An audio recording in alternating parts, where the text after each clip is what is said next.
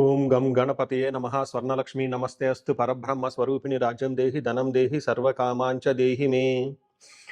గణపతి మనందరికీ మంచి బుద్ధిని సిద్ధిని సక్సెస్ని ఇవ్వాలని చెప్పేసి కోరుకుంటూ, స్వర్ణలక్ష్మి అమ్మవారు మన అందరికీ చక్కగా బ్రహ్మ జ్ఞానాన్ని కలిగించాలని, తద్వారా మనం ప్రతిదాన్ని శోభాయమానంగా చూస్తూ ఎప్పుడు మనకి దుఃఖం అనేది లేకుండా ఉండాలని చెప్పేసి, ఎప్పుడు ఆనందభరితంగా ఉండాలని చెప్పేసి అమ్మవారిని కోరుకుంటూ, అమ్మవారిని అలానే మనందరికీ చక్కగా సమృద్ధిగా ధనాన్ని ఇవ్వాలని చెప్పేసి, భాగ్యాన్ని ఇవ్వాలని చెప్పేసి కోరుకుంటూ, అంతేకాకుండా మనందరికీ రాజ్యం ఖచ్చితంగా ఒక అథారిటీ, పవరు, స్టేటస్, ఒక దర్పం అవన్నీ మనకు అమ్మవారు ఇవ్వాలని చెప్పేసి కోరుకుంటూ, వీటితో పాటుగా సర్వకామార్థ సిద్ధి, మన మనసులో అనుకున్న ముఖ్యమైన కోరికలన్నీ చక్కగా నెరవేరాలని చెప్పేసి అమ్మవారిని మనం కోరుకుందాం. సో మనం జులై మంత్ రాశి ఫలాల గురించి మాట్లాడుకుంటున్నాం కాబట్టి, జులై మంత్ చాలా ముఖ్యమైన అనేక రకాలైన విశిష్టతతో కూడుకొని ఉంది. ఇందులో మనం కొన్ని ముఖ్యంగా చర్చించుకుందాం. ఒకటి, ఈ మాసం వచ్చేటప్పటికి ఫస్ట్ 15 డేస్ నిజ జ్యేష్ఠ మాసంతో ఉంటుంది. తర్వాత ఆషాఢ మాసంతో ఉంటుంది. ఈ జ్యేష్ఠ మాసంలో చాలా వరకు పెళ్లిళ్ళు, ముఖ్యమైన కార్యక్రమాలు ఉన్నాయి. వీటితో పాటుగా ఎప్పుడైతే ఆషాఢ మాసం స్టార్ట్ అవుతుందో, ఇందులో చాలా చాలా ముఖ్యమైన పనులైతే ఖచ్చితంగా ఉన్నాయండి. ఒకటి మనం చూసుకుంటే గురుమూఢం స్టార్ట్ అవుతుంది. ఎప్పుడైతే గురుమూఢం స్టార్ట్ అవుతుందో, ఈ గురుమూఢం మనకి జూలై 15 నుంచి ఆగస్టు 13 వరకు ఉంది. ఈ డేట్స్లో మనకి వివాహాలు కానివ్వండి, గృహప్రవేశాలు లాంటివి శుభకార్యాలు ఎక్కువగా చేయరు. అది ఒకసారి గమనించవలసిందిగా కోరుతున్నాను. వీటితో పాటుగా మనకి ఇంకొక ముఖ్యమైనది ఏమవుతుందంటే, మనకి దక్షిణాయనం స్టార్ట్ అవుతుంది 17వ తారీఖు నుంచి. అక్కడ నుంచి ఇప్పటిదాకా ఉన్న ఉత్తరాయణం కంప్లీట్ అయిపోయి దక్షిణాయనం స్టార్ట్ అవుతుందని గమనించాలి. తర్వాత 25వ తారీఖున మనకి తొలి ఏకాదశి స్టార్ట్ అవుతుంది. దానికి ముందుగా చాతుర్మాస వ్రతం అని చెప్పేసి 4 మాసాలు ముఖ్యమైన మాసాలుగా చాతుర్మాస వ్రతం కూడా ఇందులోనే స్టార్ట్ అవుతుంది. ఇంకొకటి లాస్ట్ అండ్ ఫోర్మోస్ట్ ఇంపార్టెంట్, ఈ నెల 26వ తారీఖు నుంచి ఈ 14వ తారీఖు నుంచి 22వ తారీఖు వరకు మనకి మనకి ఆషాఢ నవరాత్రులు అని చెప్తారు. వీటిని ఏమంటారు? గుప్త నవరాత్రులు అంటారు, లేకుంటే వారాహి నవరాత్రులు అని చెప్పేసి చేస్తూ ఉంటారు.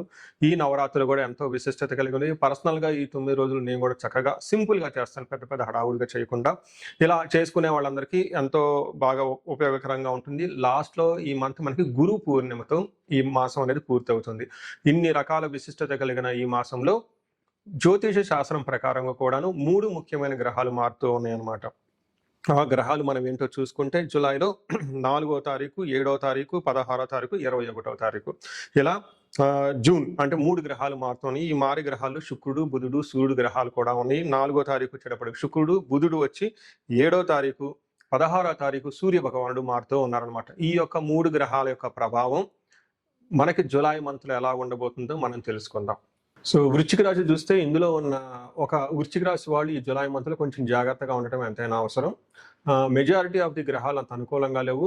దానితో పాటుగా కొన్ని గ్రహాలు తటస్థంగా ఉన్నాయని గమనించుకోవాలి. అంటే బాగా ఉత్సాహపరిచి ఎంకరేజ్మెంట్ ఇచ్చే గ్రహాలు అయితే ఏమీ లేవు. అలా అని కొన్ని గ్రహాలు ఇబ్బంది పెట్టే విధంగా ఉన్నాయి. కాబట్టి ఓవరాల్గా వీళ్ళకి ఒక 60% అంత అనుకూలంగా లేదు, ఒక 40% మాత్రమే అనుకూలంగా ఉంది. కాబట్టి చాలా ఇంపార్టెంట్ అనుకుంటేనే ముఖ్యమైన పనులు చేయండి, లేదంటే అన్ని వాయిదా వేయటం ఈ మాసంలో చాలా ఇంపార్టెంట్. అదేవిధంగా చాలా వరకు మీరు నిదానంగా wait and see, if needed go అన్నట్లు, అవసరమైతే వెళ్ళండి. నిదానంగా ఆచి తూచి పని చేయటం అనేది ఈ మాసంలో చాలా ఇంపార్టెంట్ అని గమనించుకోవాలి.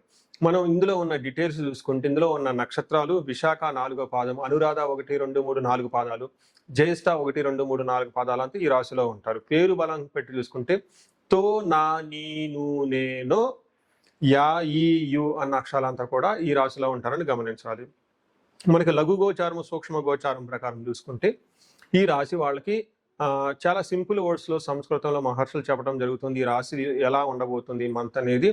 ద్వేషం, శోకం, పుత్రలాభాద్, కలహం అని చెప్తారంటే వీళ్ళ చుట్టూ ఉన్న వాతావరణం అంతా ద్వేషపూరితంగా ఉంటుంది. రెండోది శోకం, కొంచెం ఇబ్బందులు పడే అవకాశం ఎక్కువగా ఉంటుంది. మూడోది కలహం, గొడవలయ్యే అవకాశం ఎక్కువగా ఉంటుంది. 8వ స్థానంలో బుధుడు ఉండటం వల్ల పుత్రుల ద్వారా ధన సంపాదన వచ్చే అవకాశము ఎక్కువగా ఉంటుంది అని చెప్తారు. పుత్రులు బాగుంటారు, ధనం బాగుంటుంది అని చెప్తూ ఉంటారు. అంటే టోటల్గా వీళ్ళకి చాలా విషయాల్లో కొంచెం ఇబ్బంది పడే విధంగా ఉందని గమనించుకోవాలి.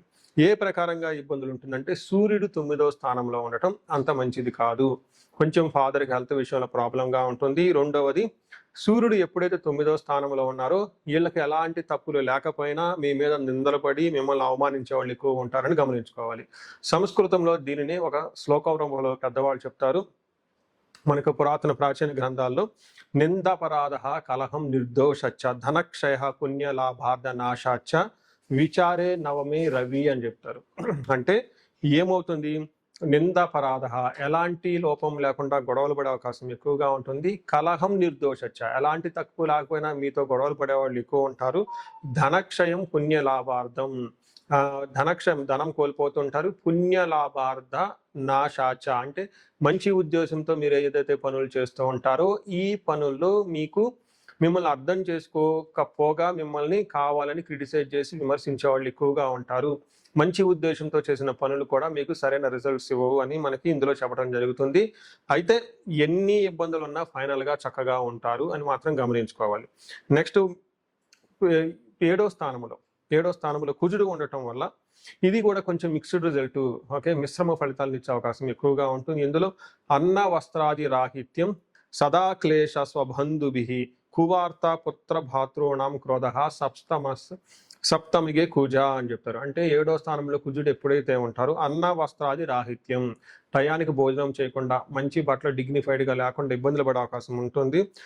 స్వబంధుభి గొడవలు పడే అవకాశం ఎక్కువగా ఉంటుంది. బంధువుల ద్వారా మానసికంగా టెన్షన్స్ వచ్చే అవకాశం ఎక్కువగా ఉంటుంది. కువార్త పుత్ర భాతృణాం క్రోధ అంటే వినకూడని వార్తలు వినే అవకాశం ఎక్కువగా ఉంటుంది. పుత్రులతోటి అన్నదమ్ములతోటి గొడవలు అయ్యే అవకాశం ఉంటుందని చెప్తూ ఉంటారు. అయితే ఇందులో ఒక పాజిటివ్ న్యూస్ ఏంటంటే ప్రాఫిట్ బిజినెస్లో కానివ్వండి లేదంటే ఉద్యోగంలో కానీ లాభప్రదంగా ఉంటుంది అని మనకి ఇందులో వివరించడం జరిగింది. 8వ స్థానంలో బుధుడు ఉండటం వల్ల కీర్తి ప్రతిష్టలు బాగుంటుంది. అయితే మితమైన భోజనం తింటూ ధన నష్టాన్ని కూడా వస్తూ ఉంటుంది అని చెప్తారు. అయితే ఇంకొక ముఖ్యమైన విషయం గమనించుకోవాల్సింది, శుక్రుడు 10వ స్థానంలో ఉండటం జరుగుతోంది. ఈ రాశి వాళ్ళకి 10వ స్థానంలో శుక్రుడు ఉండటం అంత మంచిది కాదు అని చెప్తారు. ఇప్పటిదాకా మీకు ఆహా ఓహో అంటూ జేజేలు కొట్టిన వాళ్ళు మీకు ఎదురు తిరిగి మిమ్మల్ని కావాలని అవమానించి దూరంగా వెళ్ళే అవకాశం ఎక్కువగా ఉంటుంది, గమనించుకోవాలి.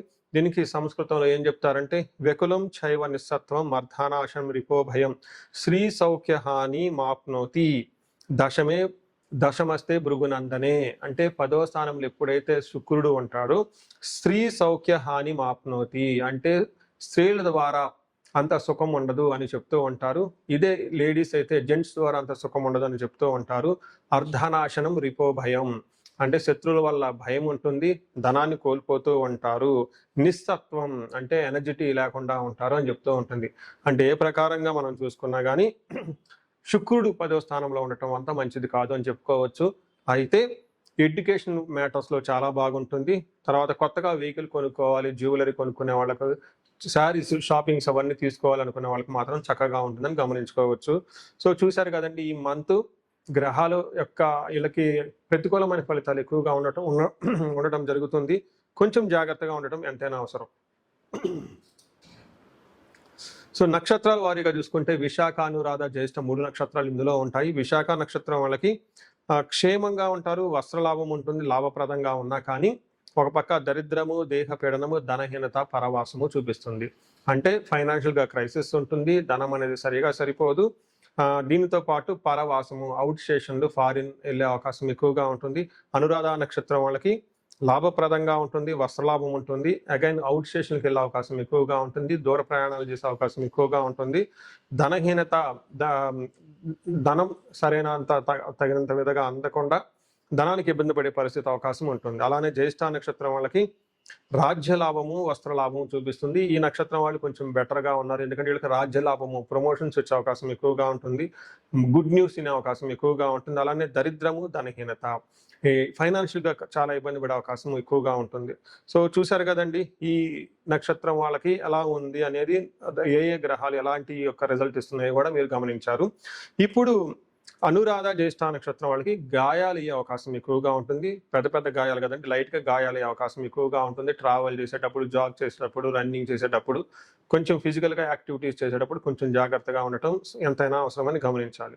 సో ఈ రాశి వాళ్ళు కొంచెము పరిహారాలు కూడా ఎక్కువ చేసుకోవాల్సి ఉంటుంది. ప్రతి ఒక్కళ్ళు మహాన్యాసపూర్వకంగా ఏకాదశ రుద్రాభిషేకం చేయించుకోవటం చాలా ఇంపార్టెంట్. శైవ క్షేత్రాలు దర్శించుకోవటం చాలా ఇంపార్టెంట్. రుద్రాభిషేకం చేయించుకోవటం చాలా చాలా ఇంపార్టెంట్. ఎవరికైనా ఇంకా కొన్ని ఇంపార్టెంట్ పనులు ఉన్నాయండి, చాలా ముఖ్యమైన పనులు పెట్టుకున్నాము, అవి ఆటంకాలు కలగకుండా ఉండాలి అని అనుకుంటే మన్యు పాశుపత అభిషేకం చేయించుకుంటే ఇంకా చాలా చాలా ముఖ్యం. ఇలా టైం బాగలేనప్పుడు ఇండివిజువల్గా జాతకం చూపించుకోవడం చాలా important. In case me individual జాతకంలో దశాభుక్తులు కానీ లేదంటే ఏమైనా యోగాలు కానివ్వండి, శాపాలు యాక్టివేట్ అయ్యి ఉంటే అవి నివృత్తి చేసుకోవటం, పరిహారాలు చేసుకోవటం ద్వారా ఈ మంత్ అనేది చక్కగా జరిగిపోయే అవకాశం ఎక్కువగా ఉంటుంది. పరిహారాల్లో భాగంగా ఈ రాశి వాళ్ళు ముఖ్యంగా నేనేం చెప్తానంటేనండి, ఇది గోచార రీత్యం అంటే గోచార ఫలితాలు అని చెప్తూ ఉంటారు. అయితే మీ ఇండివిజువల్ యొక్క జన్మరాశిలో చూడటం కూడా చాలా ఇంపార్టెంట్. ఈ గోచార రీత్యాలతో పాటు మీకు ఇండివిజువల్గా ఉన్న దశాభుక్తి ఏంటి, ఏమైనా శాపాలు ఉన్నాయి, ఏమైనా గ్రహ దోషాలు ఉన్నాయో జ్యోతిష శాస్త్రంలో ప్రకారం అనాలిసిస్ చేసుకోవడం చాలా ఇంపార్టెంట్. ముఖ్యంగా ఎవరికైతే ఏజ్ 40 years +or-5 years ఉంటుంది, అంటే 35 to 45 years ఏజ్ ఉండి మధ్యలో మీకు ఎక్కడైనా కనుక కెరీర్లో గ్యాప్ వచ్చినా, లేదంటే అనుకున్న పనులు కాకపోతున్నా, మధ్యలో స్టాగ్నేటెడ్గా అనిపించినా, లేదంటే ఏదైనా ఒక గందరగోళమైన పరిస్థితి, కయోటిక్ పరిస్థితుల్లో మీరు ఇన్వాల్వ్ అయ్యారు, తెలవకుండా అవుట్ ఆఫ్ యువర్ కంట్రోల్ వెళ్తూ ఉంది అనుకుంటే ఖచ్చితంగా మీ జన్మ జాతకం చూపించుకోవడం చాలా చాలా ఇంపార్టెంట్. ఎందుకు అంటే మనకు మోడర్న్ సైకాలజీలో, మోడర్న్ సైన్స్లో ఇది మిడ్ లైఫ్ క్రైసిస్ అంటారు. కానీ జ్యోతిష శాస్త్రం దీనికి చాలా విధాలైన పరిష్కారాలను చూపిస్తుంది. ఈ టైంలో 2 ముఖ్యమైన విషయాలు జరుగుతూ ఉంటుంది. అలా మీ గ్రోత్ కనుక ఆగిపోయి ఉంటే, ఫస్ట్ మీకేమైనా శాపాలు ఉన్నాయా, ఆ శాపాలు ఈ టైంలో యాక్టివేట్ అయ్యా అని చూసుకోవాలి. రెండోది, ఈ టైంలో మీకు నడుస్తున్న దశాభుక్తుల యొక్క గ్రహాల యొక్క ఏమైనా దోషాలు ఉన్నాయా, ఈ 2 కారణాలు ఏంటో తెలుసుకొని వాటికి సంబంధించిన విశ్లేషణ చేసుకొని చక్కటి పరిష్కారాలు చేసుకొని పరిహారాలు చేసుకుంటే లైఫ్ 10 అంతలు ముందుకెళ్ళే అవకాశం ఎక్కువగా ఉంటుంది. నా దగ్గరకు వచ్చే క్లయింట్స్లో ఎక్కువగా ధనానికి ఇబ్బంది పడుతున్న వాళ్ళు స్వర్ణలక్ష్మి విశేష హోమం చేయించుకుంటూ ఉంటారు. శత్రు బాధలు విపరీతంగా ఉన్నవాళ్ళు మనకు వచ్చేటప్పుడు చండీ హోమం చేయించుకుంటూ ఉంటారు. వీటితో పాటుగా ఎవరికైనా హెల్త్ బాగాలేకపోతుంటే ఆయుష సూక్త్యం, మహామృత్యుంజయ హోమం చేయించుకుంటూ ఉంటారు. భార్యాభర్తల కోసం అన్యోన్య దాంపత్య పాశుపత అభిషేకము లేదా విశ్వావసు గంధర్వరాజ హోమము ఇవన్నీ చక్కగా చేయించుకుంటూ ఉంటారు. ఎలాంటి పరిస్థితులు మీకున్నా, ఎలాంటి సమస్యలు మీకున్నా, లేదంటే ఎలాంటి క్లారిఫికేషన్ మీకు కావాలనుకున్నా కానీ, ఫ్యూచర్ గురించి ప్లాన్స్లో కన్ఫ్యూజన్ ఉన్నా కానీ ఒక్కసారి మీ జన్మ జాతకం చూపించుకొని ఆ జాతకంలో ఏ ప్రకారంగా ఉందని తెలుసుకొని చక్కటి పరిష్కారాలు చేసుకుంటే లైఫ్ అనేది 10 అంతలు ముందుకెళ్ళే అవకాశం ఉంటుంది. మీ అందరికి అష్టైశ్వర్యాలు కలగాలని, భోగభాగ్యాలు కలగాలని చెప్పేసి నేను కోరుకుంటున్నాను. నమస్తే.